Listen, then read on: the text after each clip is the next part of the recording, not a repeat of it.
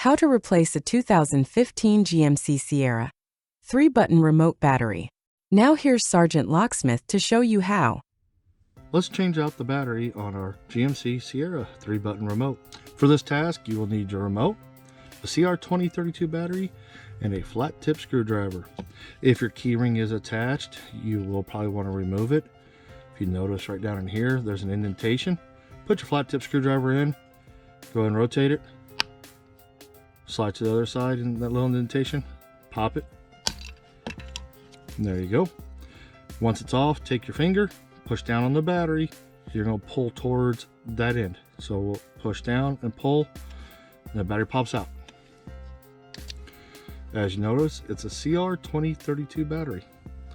To reinstall it, we'll reverse the process, set it down like such, pull into that little pocket. Once it does, push down, then push back, because what you're doing is getting it under there, which holds it down.